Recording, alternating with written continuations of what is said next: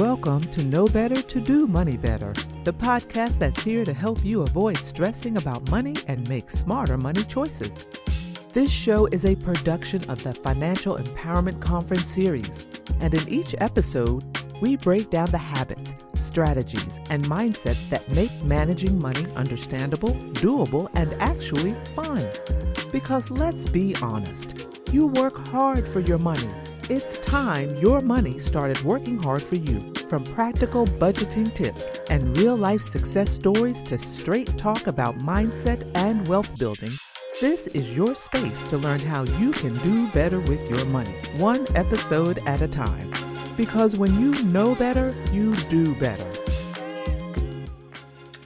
Hello, everyone out there. Thank you once again for joining us on this episode of Know Better to Do Money Better podcast of the Financial Empowerment Conference series. Today, we are excited to have speaking with us two of our panelists who will be a part of this upcoming Financial Empowerment Conference, Ms. Elena Curry and Dr. Melody Wright. They are people of different backgrounds. You'll learn more about them tonight, and that'll give you a little bit of a taste of what you can expect if you come to the conference and hear from them on the panel. So we will bring them in now and get the podcast underway.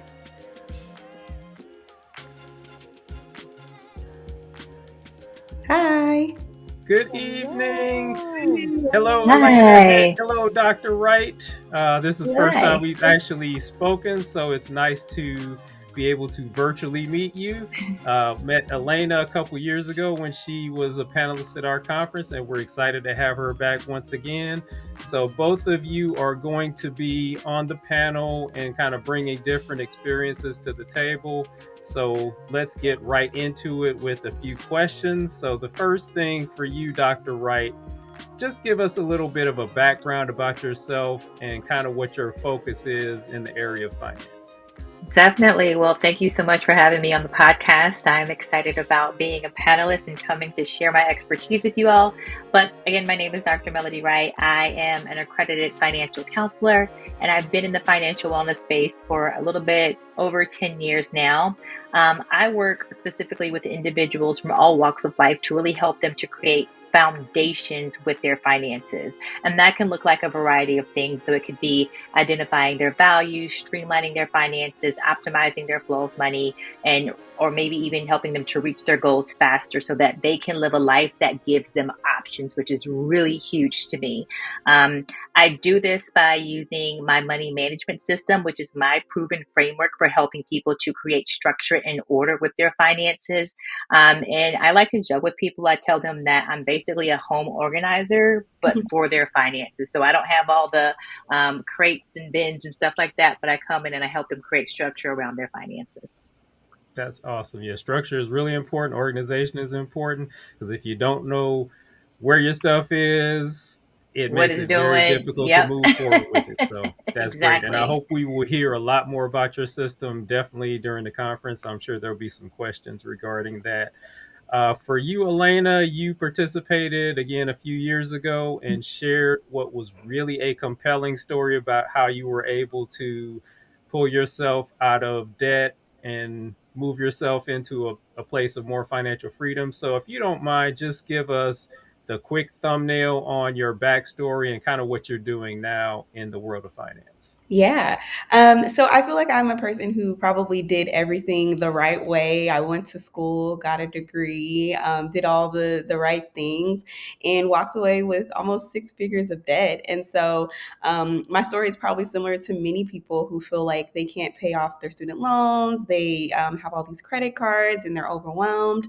And so I really got a conviction specifically from the Lord that this was something that I need to work on with stewardship with him. And so it's almost been 10 years now, but in the end of 2015, I decided to tackle all of that debt.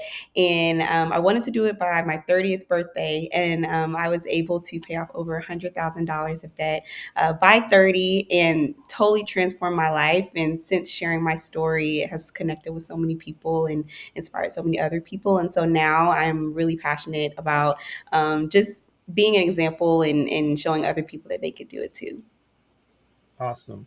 Well, it's definitely an inspirational story that I'm sure people can take something from, regardless of what their situation is, that there is hope if you can put your mind to what you need to do and let God do his thing. Everything is possible. Yes, absolutely. All right. Tasha, I'll let you lob a few questions to them. Yes. Okay. So my name is Tasha Hurley, and I'm a part of our financial empowerment team and committee here at Turner Chapel AME. I'm also one of our WTCC anchors. So we have, my husband and I have a financial advisor, and we're doing all of the things, now. And so I've got a little bit of insight, but it's not my profession. I'm actually an IT professional. However, I have some questions because I want to break it down like we're at the kitchen table a little bit here.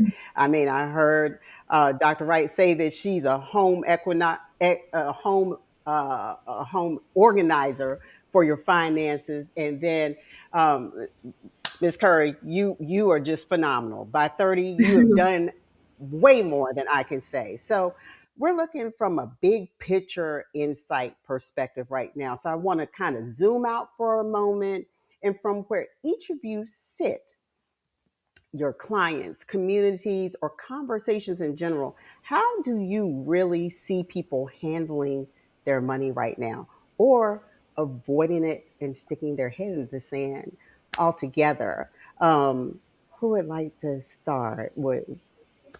Ms. Curry, would you like to take that question first? Sure. Yeah, I feel like budget is a cuss word in most people's homes. But yeah, I think it's it can be very taboo to talk about money, especially specifically within the Black community. And so I have found that there's a lot of shame around talking about money and not just admitting and that you don't understand these concepts. And so when I was starting my journey, I think that was part of why I didn't do it sooner, because I was afraid to admit that I didn't know what I was doing. And so I think there needs to be conversations like this that make just talking about money and going to financial advisors and making these conversations more normal, like ordering, I don't know, Raising Cane's or something. It needs to be as normal as that so that we Yes, can begin tearing yes. down the walls with those barriers and sharing the knowledge with each other. And so platforms like this are just like super important to allow people to do that for sure. But yeah, I think I'm a person, I'm very transparent, and so it's fun now having conversations with people who now feel comfortable sharing like some of their struggles. Yeah, that's really cool because And I think one of the things we have yeah, seen over the many years that we've been doing this is something that I think keeps people from participating is just what you talked about. The fact that they want to keep everything close, whether it's because maybe they're not as familiar with certain things or there are things that they're not comfortable with other people knowing. And we want to make sure everybody understands this is a safe space. We're here to provide information and empowerment. We're not trying to get in anybody's business, but we want to help you to move to whatever your next level is. Absolutely. exactly. Because it's no shame in it. It's almost like it's a stigma, and we're really removing that stigma so we can find new freedom, right? For sure. Yeah. Dr. Wright, what is your take as our home organizer for our Yeah, finances so I on that think so. I'll kind question? of piggyback on what you all just said earlier. There is a lot of shame and trauma when it comes to personal finance, and when I really try to get people to understand is that it's called personal finance for a reason. Hmm. You're going to hear a lot of information from us. You're going to read a lot of information. There's information all over social media, and what people are trying to do is figure out, well, how does it apply to me? How do I make this work for me? Yeah. I love that, Yeah. so and so was able to do this. And similar to Alana, I'm sorry if I'm saying your Alina. name wrong. Alina, sorry. Mhm. Similar to her, I had the same story. I paid off over $100,000 of debt, really quickly. Mm. And it really came down to me figuring out what works best for me. I could read all the information out there, but what was going to work for me? And so when you think about how people are dealing with their finances, I think, it kind of really depends on that particular person's situation because it is personal. But what I'm seeing is that people are coping right now. They're just coping because when Mm, you look at the mm, world, it has changed so much in within a year. yes, I mean, it's changed. So you think about yes. 5 years, so many things have changed. So a lot of those sureties that people relied on, like going to college, getting a good job, all these things that we knew to be true, they aren't existent anymore. So now people are just really trying to do the best they can with what they have and what they have available to them. And so what we're Mm, seeing is that they're prioritizing these short-term survival Mhm. methods over long-term wealth building. So, can I get through the month? Am I able to pay my bills? Can I yes, split this payment in yes. four? Do I do buy now, pay later? Am I having to lean on my credit card? Do I do ride share or some other gig work to bring money in as fast as I can? So when they're coping, they're not focused on what my life looks like in the future. They're just saying, can I make it to tomorrow? Right. So that means that they're putting saving and Mm, investing on the back burner, which unfortunately is also detrimental because they need that saving and yes, investing to not only be able to fall back on when we have an unexpected emergency or life happens, but also when they retire. yes. So that's kind of what Mm. I'm seeing happen right now, just in the world. Mm. Yeah, I think that is so true. I mean, I think even for those who may feel like they're in a, I'm not going to say a safe space, just in a place where they can deal with day to day things. I think we're always thinking, be ready for that emergency, be ready for that tire to blow out, whatever it is. So just following up on these conversations, which are just amazing, about those words about coping, is what is the one thing out of all these things we've talked about that you think that people are really overlooking that could actually move the needle for them financially before they even make more money, even in the midst of coping, just getting through the day? I think you hit on something, Dr. Wright, just a minute ago about, that retirement, right? Because we're trying to just cope through today. But even beyond that, looking at that bigger picture, what is your say about that? I think, again, and I hate to like sound like just somebody who just repeats things over and over, but I think it's really going to No. depend. It's going to depend on that individual because when I come in as your financial counselor, I'm sitting down and really trying to understand what your experience is and then what is that barrier that is getting in the way and keeping you from being able to move forward, right? And so one of the That's exercises important. that I do when I am coaching with individuals is I do an exercise called habits, trends, and triggers. Mhm. And so Oh, I in this love that. exercise, we look to pinpoint what is that habit that is impacting your finances? What is that habit that you have that you may not even know you have because it's subconscious, right? You don't know that you're doing it. It's just something that Mhm. you Mhm. do every single day It's that is natural. impacting. Yeah, it's natural. It's like when people Right. they go to Starbucks every morning and they get themselves Mhm. a cup of coffee. It's just something I do Hmm. that Right. adds up. Right. That $6 cup of coffee, it adds Yes. up. And it could be getting Yes. in the way of you being Yes. able to save what you want to save. When you think about the trends, am I somebody who always has to buy the new iPhone when it comes out? Do I have the latest and greatest of this or that? Do I need to always participate in these Hallmark holidays, right? Those Mhm. things we feel like they're, innocuous, they're simple, they're innocent, but they eat away at your budget without you realizing it. And then when you think Yes. about those, so that's habits, trends, and then the triggers, what Triggers. triggers you to Mhm. spend? You have a bad day at Hmm. work. I gotta go buy something to make I gotta get something to Mhm. eat, right? Make Retail myself therapy. Yeah. Yep. you know, you're scrolling through social media and you're like, you wasn't even planning on buying something, but now your favorite influencer has shared this amazing thing and now you want to purchase it, right? Or maybe you're Exactly. triggered because Exactly. you're just around people who are doing certain things and Mhm. you feel like, even though you know you don't have the money to do it, that you got to do it too, right? So you're spending That money fear you of don't missing have out. yeah, the FOMO, fear of missing out, to impress people who probably really don't care if you could afford it or not. They Right. just want you Okay. to be in the That's space with right. them. So I think those are the things that when you're thinking about what do we overlook, I lean into those things to kind of figure out what are those kind of hidden or silent things that are happening with people's finances that they don't even realize is happening. We pull those out and we help them to figure out a plan to say, do I stop this altogether? Do I maybe change a little bit, or do I cut back so that we can help them to Mhm. find that money and then put it where they really want it to go? For sure. I think Habits, also, habits, triggers, and trends. I yeah. Yeah. love No, I that. was gonna say, I I'm think sorry. also going back to the basics of just like knowing your numbers, I think sometimes we overlook Hmm. those like important Yes. steps. So Yes. when are your bills due? How much are your bills? How much interest? Oh no, I think we lost her. But how much is the interest of the credit card that you have or the loan that you have? I think just knowing the basic numbers of those things, like scripture says, like people perish for the lack of knowledge. And I think that that is such a Yes. strong starting Yeah. space of just knowing what you're working with. And so I think a lot of times I like have conversations with people who don't, know those basic things of like, if I ask you like, what were your subscriptions and how many do you have? You couldn't tell me, what they Yep. are. And so I think what you said is just so amazing of looking at your habits and your triggers. And but I think also like just And knowing, going to the basics and like starting with Yeah. something that feels like a little bit tangible too. I think it pairs really well with that. Yeah. I Yeah, agree. oh my gosh, this is so absolutely. good. I mean, Yeah, Kevin, it's back good over stuff. to you because I'm taking notes right now. Okay.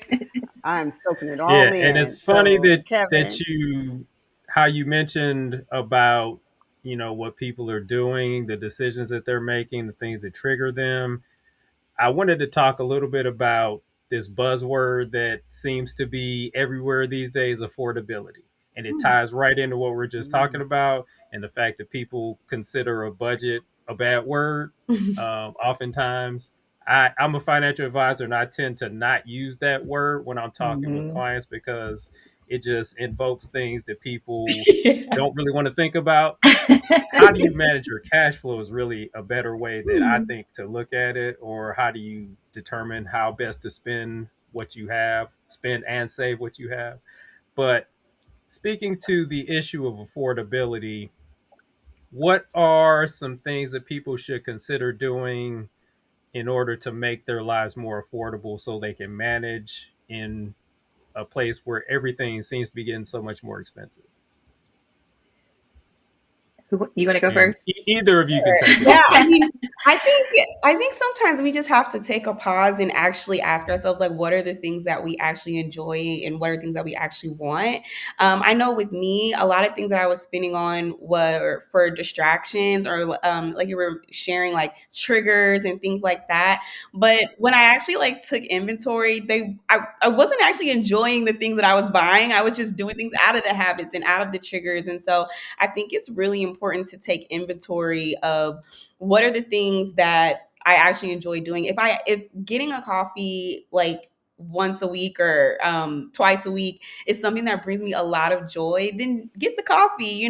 But if you're doing it out of habit because that's what everyone does at your office, then maybe that's something where I think you could cut back in thinking about affordability. So for me, I really had to like slow down and decide like, okay, what are the things that I actually find a lot of joy in? Let's keep those things, and then let's aggressively get rid of the other things that I'm wasting a lot of money on. So that for me was really big. And I think something that I'm learning now is that cheap does not always mean better. And so also Yep.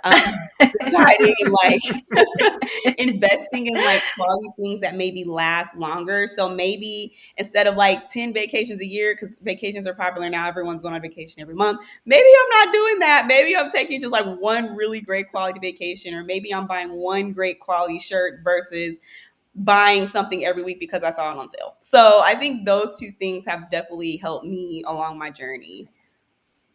Very good. That's a great point. I look at affordability a couple of different ways.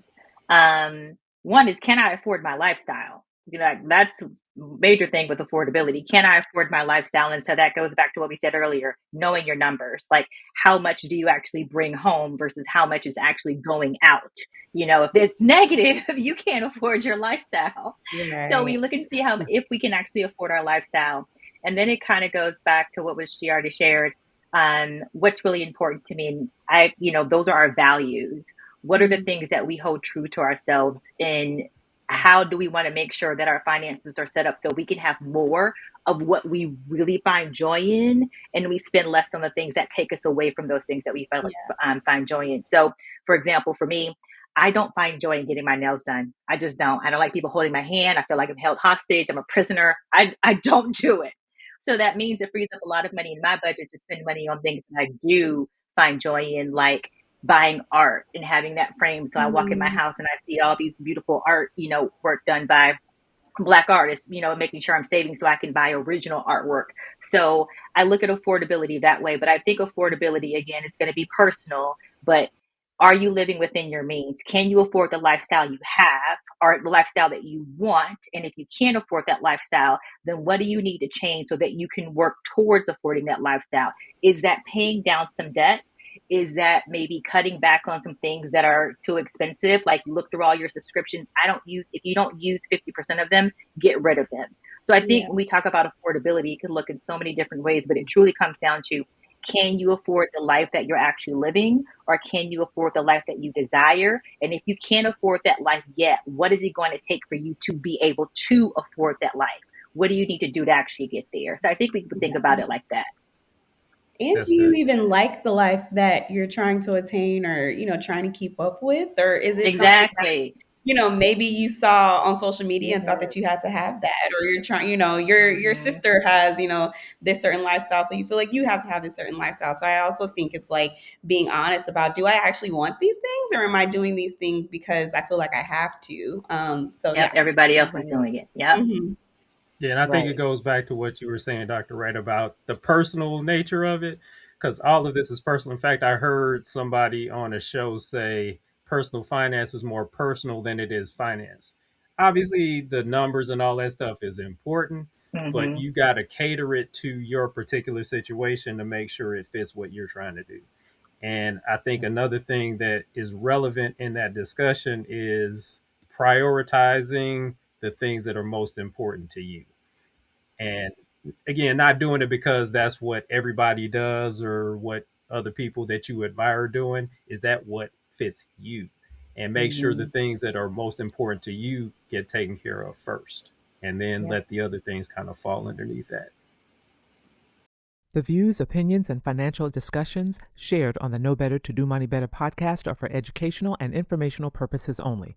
The content presented is not intended to provide legal, financial, accounting, retirement, or investment advice. Listeners should consult with a qualified and licensed financial planner or professional before making any financial decisions. Listening to this podcast does not create a financial advisor-client relationship between the listener and the host, contributors, or any affiliated organization. The hosts, guests, and creators of the Know Better to Do Money Better podcast operate independently. Turner Chapel African Methodist Episcopal Church is not providing financial advice and does not guarantee, endorse, or warrant any of the financial strategies, opinions, or recommendations discussed. Podcast host Kevin Turner is the president of Peak Level Advisors, a financial planning firm independently contracted with Money Concepts International. All securities through Money Concepts Capital Corp., member FINRA/SIPC. Peak Level Advisors is an independent firm and is not affiliated with Money Concepts. By listening to this podcast, you agree that Turner Chapel African Methodist Episcopal Church, its pastors, leaders, employees, volunteers, and representatives are not liable for any losses, damages, or actions taken in reliance on the information provided in this podcast. Listeners further agree to indemnify, defend, and hold harmless the church and its representatives from any claims, liabilities, or expenses arising from the use or application of the information discussed on this podcast. Financial topics may be discussed in the context of Christian faith and biblical principles. However, such discussions are not a substitute for professional financial counsel. I definitely hear the joy theme, and you really have to get down to knowing what that is for you. I think that that's Mhm. an amazing point. Um, but one of our core commitments is helping people shift how they think about money and not just what they do with it. So if you had to name one habit, because we talked about habits, trends, triggers, right? But if there was just one habit, and I know it's personal, but think about this from a I'm asking for a friend type situation. One habit, belief, or mindset shift that over time creates the biggest difference financially, what would that be? Just from what you're seeing out there as a common thread. I think we're hearing a lot of there's that fear of missing out. There's that fear of, well, if my sister's doing it, shouldn't I be doing it? So Yeah.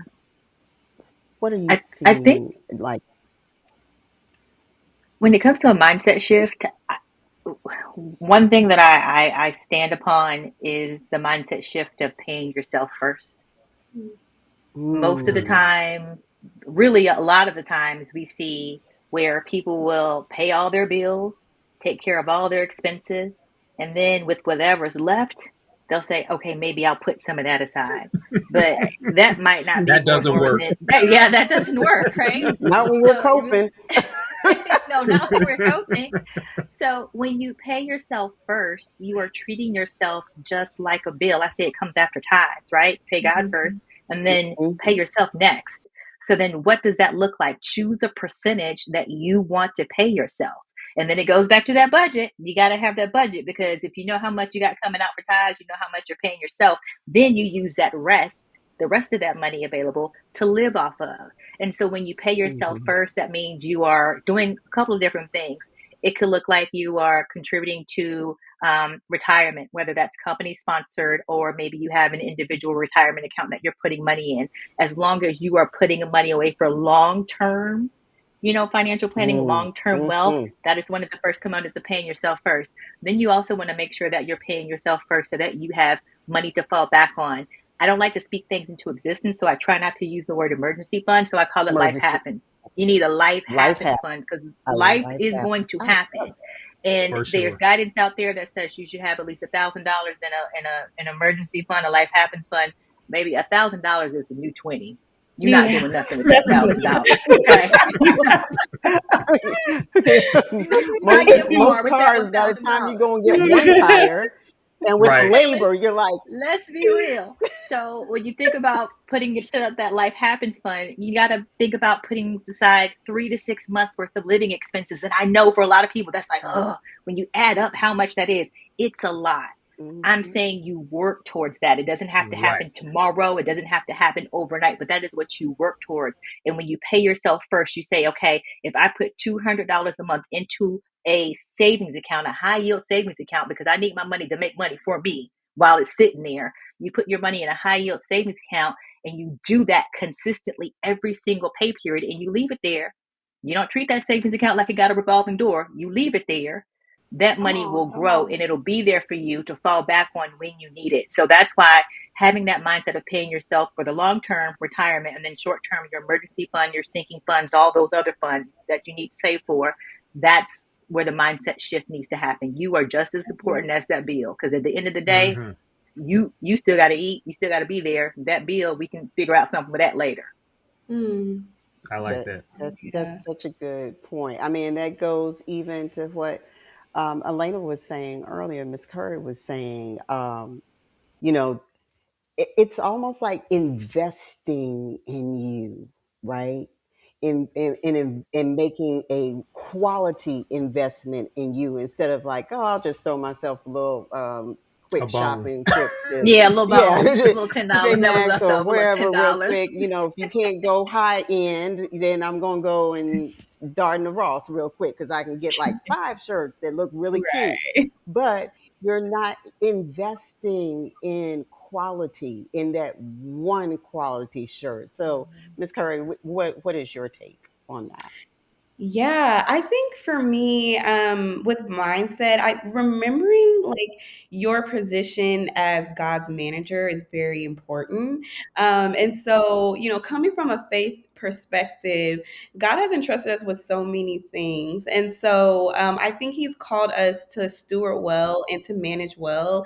And so I think part of this mindset shift is remembering like who your identity actually is in. And that means like not living just for today, but living with purpose, living with assignment. And you can only do that by walking closely with the person who owns it all, which is God, not you. So I think a big mindset shift has to happen with aligning yourself with what God says about your money and allowing him to really steward and convict you about the areas that you need to work on, which is like paying yourself first and which is investing, which is giving, all of these things. But if you don't know your identity in Christ, it's so easy to give the money up, to I don't know, to coach, or watch out. Yeah, I know. Don't come for me. Instant gratification. So I would say that for me, that's a huge thing with mindset is just remembering your position. With you're the lender, not the borrower. Yes. Mm-hmm. There you go. Come on. So look, y'all have already jumped into my next question, which was what usually gets in the way of people adopting that mindset. And what I'm going to say is that we have spoken into existence that a lot of that is that mindset is knowing who you are and whose you are, and that it's on loan to us. We're just stewards of these wonderful things. And then to pay yourself first, stop thinking that you are the afterthought. But that doesn't mean, oh, I'm going to take 50% of my check after I pay my tithes first. And then I'm going to go and get those red bottoms because I saw them on Facebook Marketplace. I mean, come on, let's keep it real. A lot of it is kind of paraphrasing the answer back is, we get in our own way, not realizing that we belong to Christ. And if we're walking closer with him, and really leaning into that piece of it, that the decisions start to become more clear. For sure. They start to become more clear. So that's what I think I've heard. And but correct me if I am wrong.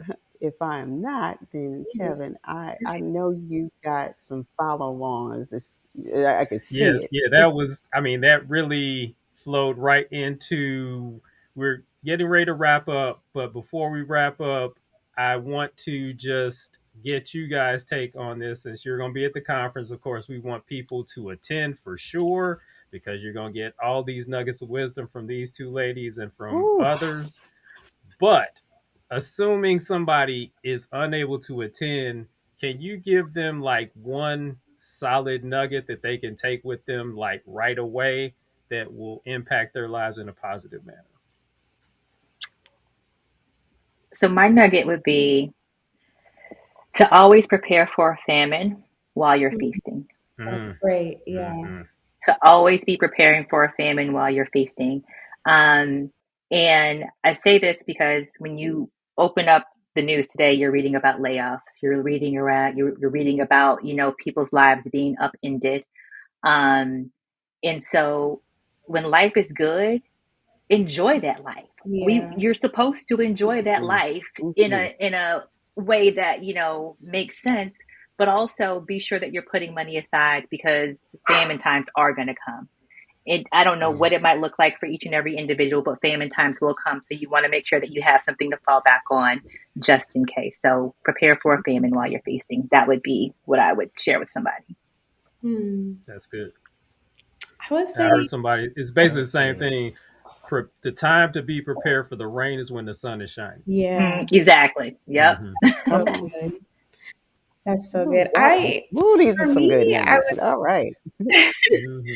I would say challenge the mindsets and maybe phrases or words that you speak over yourself. So things like, oh, I'm just not good with money, or oh, this is just how my family's always done it, or oh, I don't understand that stuff is confusing, and really start to put yourself in new environments, whether that's like going on YouTube and listening, because there are so many people on YouTube that talk about money and like debt and managing well and things like that. But just like putting yourself in new environments that will help you change your mindset, because maybe you're the only person in your family that actually is convicted and wants to take it seriously. Maybe when you tell people you want to pay off your student loans, they laugh at you and say it's impossible.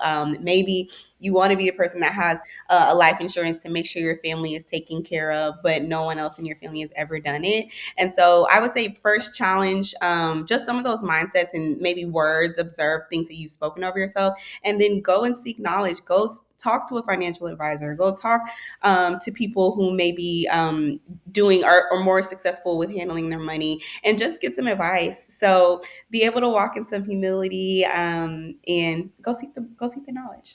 You'll find it. No, that's great. And we're Yep. always stressing Really to good. people that there are resources out here. You don't have to do this by yourself. Right. Take advantage of the resources that are available to you so you can focus on the things that are most important and the things that you're good at. Let other people who are good at other things that maybe you're not as adept at help you to move in that space. Right. For sure. I love that. And I also add, like, don't be discouraged if there are people that you want to work with that aren't accessible to you right now. Yeah.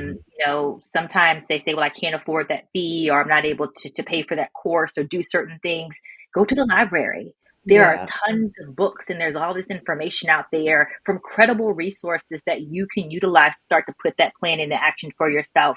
When I found out that I had $100,000 of debt that didn't include my mortgage, I went to Wells Fargo because I was like, you know what, I need some help. I thought I could get a debt consolidation loan. They turned me down, and I walked out of that bank with no information on here's how to budget, here's how to create a debt payoff plan. The onus was on me to figure it out. And Yeah. so the onus is on you to look for those resources, and they are widely available. They're everywhere. Yeah. You can't afford to work with an individual.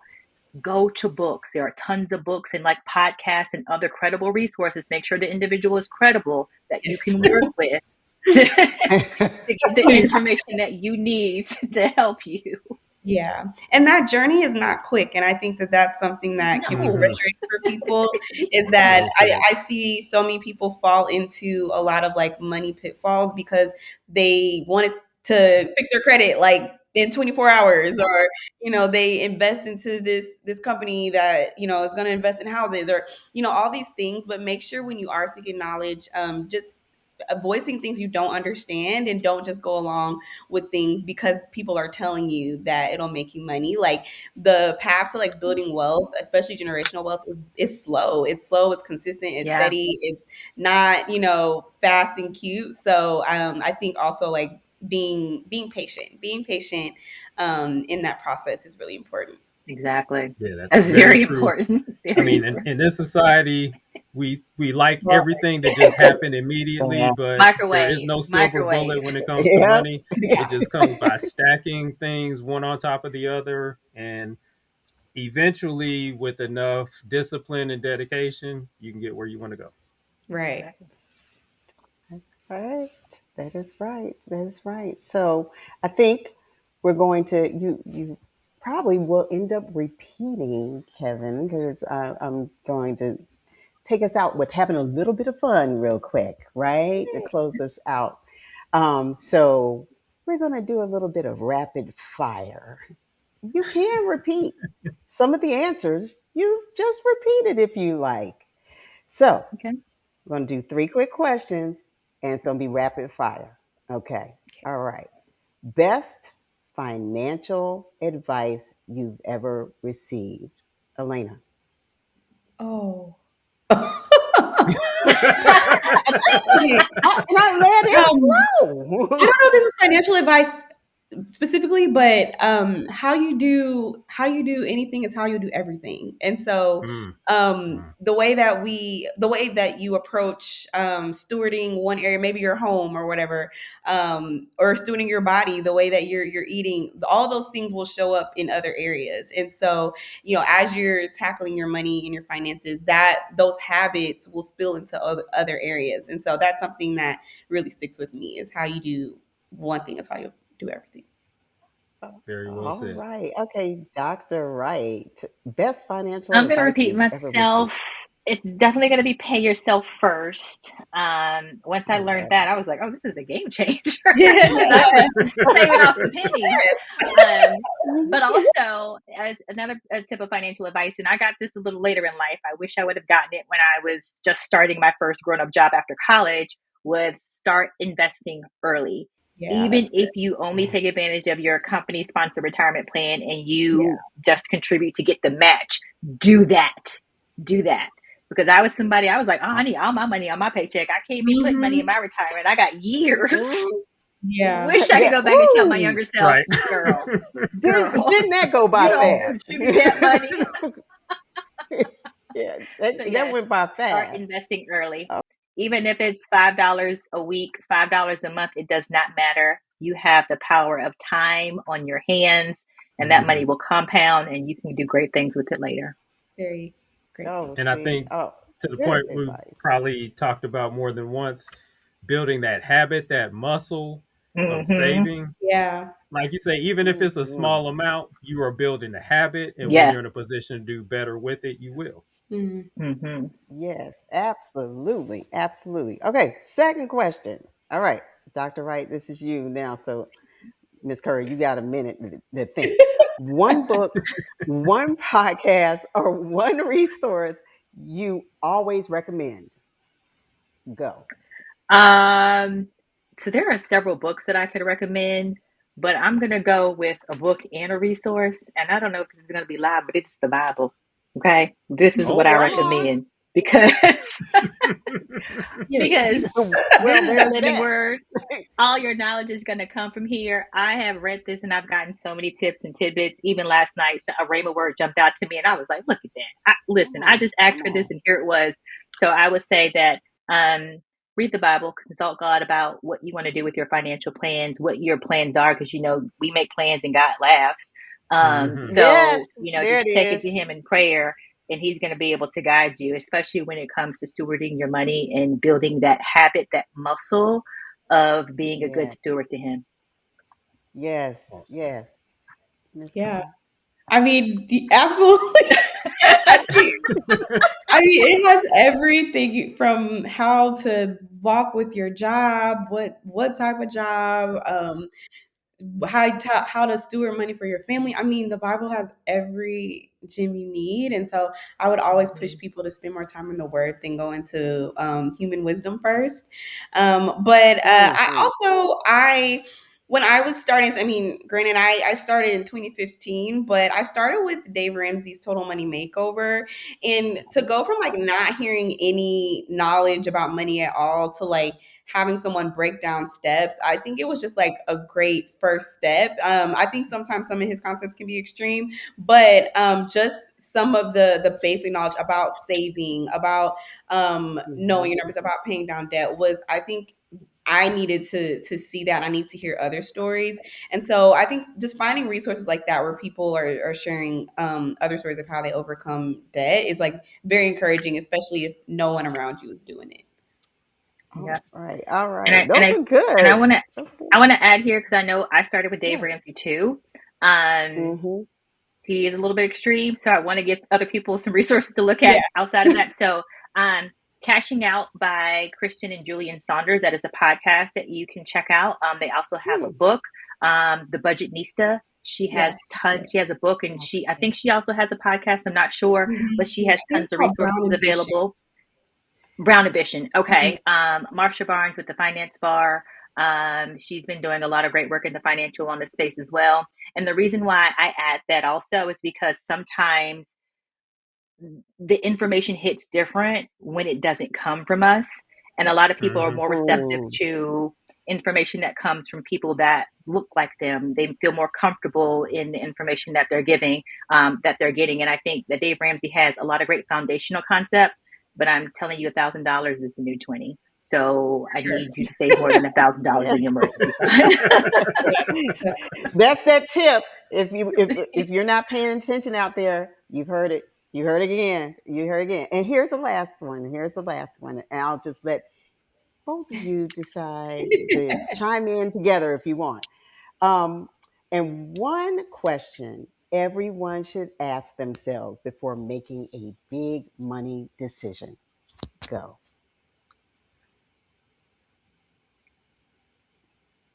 Is it pulling me closer to my values or taking me further away from my values?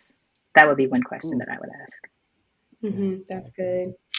I always ask myself, like, what am I saying no to and what am I saying yes to? So if I'm That's making good. Yeah. this big purchase, like, am I saying no to, more investing or my future or my retirement or things like that? Am I saying no to walking in? Maybe God has called me to leave my job and I'm not saving for that because I'm, trying to buy the new Lexus. I don't know.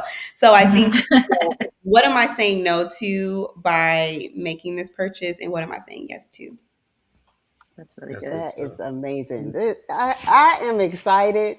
Yeah. I'm excited to hear more. I am make sure that I'm Yeah, registered. I've got a million more questions, but Yes, we're yes, gonna leave yes. something for the conference. So Exactly. That's why I was like, I can't wait to be there at the conference. Kevin, I'm turning it back over to you because I don't want to ask any more questions and give away all the good tidbits that are going to be at the conference. And I know okay. Kevin is about to give us our call to action. All right. So we're gonna wrap up here, but before we let you guys go, please let our audience know how they can keep up with you, learn more about you, find you online, all that good stuff. Yeah, well, I'm pretty simple, so I'll go first. So I have a YouTube channel where I talk just a lot about fun money topics and faith.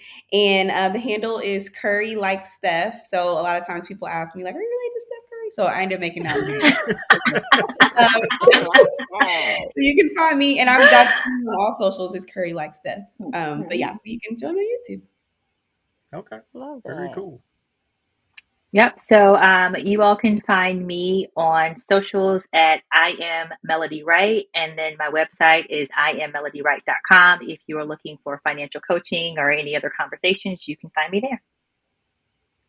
Awesome. Fantastic. Well, we Got it. just want to thank you so much Yes. for joining us tonight, sharing your nuggets of wisdom. And like I said, I know we're going to hear a lot more great stuff at the conference. I guess probably the thing that stuck out to me the most was something you said, Elena, that really aligns with our theme. So, our theme for this conference series year is eliminate to accumulate to activate, moving from debt into purpose. And you talked about purpose, and that's really at the end of the day what it's about. It's not so much about specifically the money, it's about the money allowing you to walk in your Mm-hmm. purpose. So I think as we talk more and more about these things, that's what we want to keep at the center, that we're trying to get somewhere and the money will help us to get there more effectively. Yes. So as we close out, I just want to remind all of our listeners, viewers, please subscribe to our YouTube channel, like, review, all that good stuff. We want you to get in on the ground floor. This is our second episode, and we want to build a following so we can spread our reach and help more people to do better with their money. And again, both of our guests tonight will be part of the conference as panelists, along with two other individuals who you'll hear from in the next few weeks. So please plan to join us at the conference. Bring your questions, bring your concerns, and we'll hopefully give you some answers that will help you move to a better place. You can register for the conference by going to our website, turnerchapelame.org, and you can scroll down to the banner. It will take you to the registration page. You can join us either in person or virtually on the YouTube channel. QR code is on your screen, so please make sure that you register and be a part of this conference because it will change your life. Thank you so much, Elena and Dr. Wright. We appreciate you, and we're looking forward to seeing you on March 14th. Can't wait. Thank you. Yeah, so excited. Thank you. Thank you, guys.